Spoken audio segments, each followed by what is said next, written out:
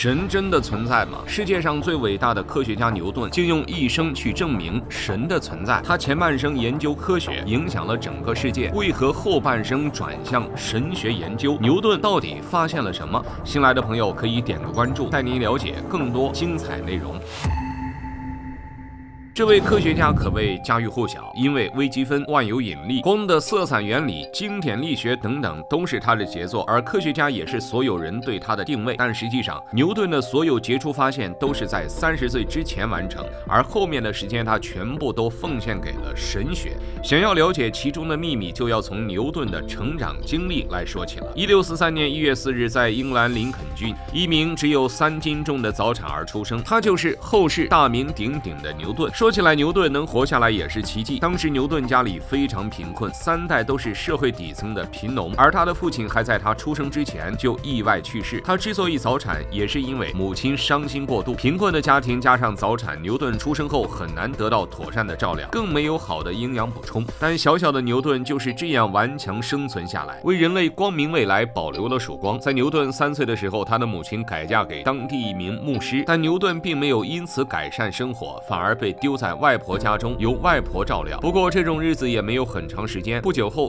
这名牧师继父也意外去世，他又重新和母亲生活在一起。虽然牛顿家里非常贫困，但他却只有一位知识非常渊博的叔叔，还在剑桥大学任教。叔叔在和牛顿的接触中发现这个孩子十分聪明，是读书的好苗子，所以他主动提出负责牛顿的教育问题，并将其安排到好友克拉克家中暂住，这样可以在格兰瑟姆国王学校戒毒。在这段时间里，牛顿渐渐长大，也喜欢上了克拉克先生的养女凯瑟琳。这是牛顿一生之中的第一段感情，也是唯一一段感情。只是因为牛顿家境不好，养成了比较自卑偏激的性格，这使得他不知道如何与异性交往，这段情愫只能无疾而终。不知道是因为这次尝试失败受伤，还是其他什么原因，牛顿此后再也没有接触女伴，毕生精力也都奉献给自己的事业和爱好。其实在上学期间，牛顿的成绩并不突出，虽然他智商极高，但因为不知如何与同学相处，因此经常受到排挤。在这种情况下，牛顿学习也受到影响。后来他的母亲认为牛顿不是学习的料，便让他辍学回家务农。不过牛顿的叔叔依然对他信心十足，他想方设法说服嫂子，让牛顿重返校园。或许是为了报答叔叔，也可能是为了证明自己，牛顿开始发愤图强。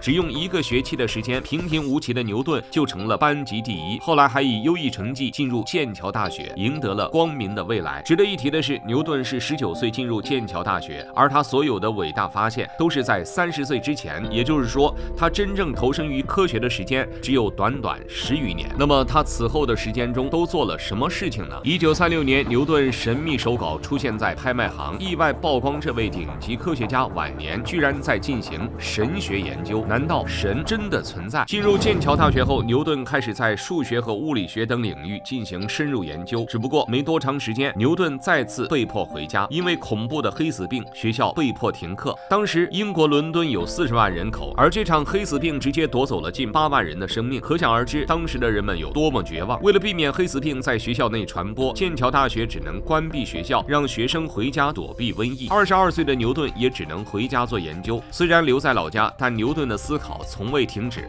也是在家中他发现了著名的色彩原理和万有引力。当时人们对光的理解还源于亚里士多德的理论，认为颜色只是黑色和白色，按照不同比例混合，人们看到不同的颜色，是人的眼睛在起作用。牛顿对这一说法心存疑惑，于是他通过3棱镜发现光的7种颜色，光因波长和频率的不同呈现出不同色彩。后来牛顿还是提出光是由粒子构成，但也不反对光有波的特性。这一理论在后来被爱因斯坦证实，光具有波粒二象性。除了对光的研究，牛顿还在思考很多问题，比如那个著名的故事。某天他在思考问题的时候，发现苹果树上一个苹果成熟掉落，这一现象引起了牛顿的深思。他对此提出多个问题：为什么苹果会掉下来？为什么天上的月亮不会掉下来？为什么苹果会朝着地上落，而不是向天空落去？如果把苹果放到月亮的位置，它是不是也不会掉下来呢？这些问题在当时没有答案，也没有具体办法帮助牛顿去证实。不过牛顿之所以伟大，就是因为没有办法，他能自己创造办法。1667年，英国黑死病的风波终于结束，牛顿得以重返大学。在学校便利的条件下，牛顿很快就发明了一种新的数学方法，这就是大名鼎鼎的微积分。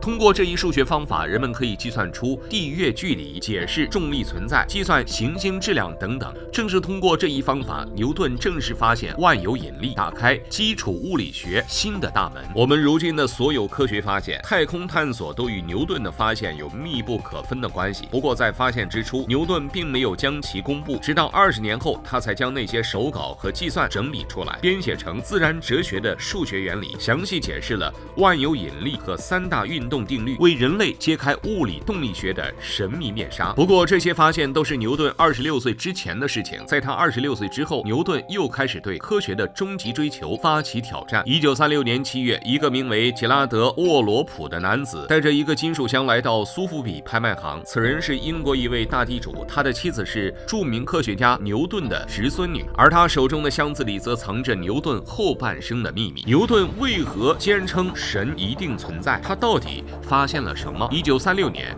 牛顿后人拿出一份神秘手稿，揭晓了答案。牛顿一生没有成家，自然也没有子嗣，所以牛顿的所有遗产都被近亲继承，其中也包括那些极为珍贵的手稿。牛顿后半生的研究手稿被近亲继承，后来落入其侄孙女手中。一晃200年过去，侄孙女家中逐渐败落，她的丈夫杰拉德·沃罗普便想将手稿拍卖，以此维持家庭生计。这些手稿拿出后，拍卖行也十分重视，他们认为这些手稿一定会卖出极高的价格，因此不遗余力对其进行宣传。然而万万没想到的是，手稿在买拍当天遭遇滑铁卢，虽然没有流拍，但响应者寥寥。这些手稿最终被分成数份，被多个竞拍者拍去，最终价格只有9000英镑。在这些竞拍者中，有2人对这份手稿充满期待。第一位是约翰·梅纳德·凯恩斯，他是一位经济学家，在英国有很高的地位，被称为宏观经济学之父。他原本想要在牛顿手稿中寻找一些灵感，但最后却发现这些手稿中竟然大部分都在讲述神学内容。凯恩斯的这一发现让他大为震惊，毕竟牛顿是世界最伟大的科学家，而科学与神学又是完全不兼容的东西。牛顿为何会在后半生转而研究神学呢？这让他百思不得其解。第二位竞拍者是爱因斯坦的好友亚伯拉罕·亚胡拉，他得到的手稿同样大部分和炼金术和神学有关。后来有人对这些手稿进行整理研究，他们发现所有手稿中86%的内容都是宗教、炼金术和神学，比如法老和金字塔、所罗门圣殿，甚至还有海神波塞冬的3叉戟，这些都在牛顿手稿中出现。而与科学有关的部分仅有14%，这完全不像是一个伟大的科学家。对此有人戏称，牛顿活了80年，半辈子研究科学，半辈子研究神学。那么作为最伟大的科学家，牛顿最后为何会走上神学道路呢？难道科学的尽头真的是神学？在手稿中，牛顿表示这个世界上一定有神存在，他制定了各种定律和规则，并以此约束宇宙中的一切。这句话的确有些迷信，但实际上牛顿眼中的神并非具体的神灵，不是上帝和耶稣，而是宇宙规则的集合。作为一名科学家，牛顿发现了很多科学定律，进一步看到世界的真相。但这些规则和定律又是怎么来的呢？牛顿的后半生都是围绕这个问题进行研究。他认为这个世界上一定存在一个像神灵一样的东西，它是规则的创造者，是世间万物的设计者。不过要怎么找到这位看不到的神灵呢？牛顿用了很多方法，包括物理学、化学、炼金术，甚至神学。正是因此他才会被误解成神棍。但其实牛顿这一生都在为科学而努力，他绝对当得起人类最伟大科学家的称号。看到这里，您有什么想说的呢？欢迎在评论区留言。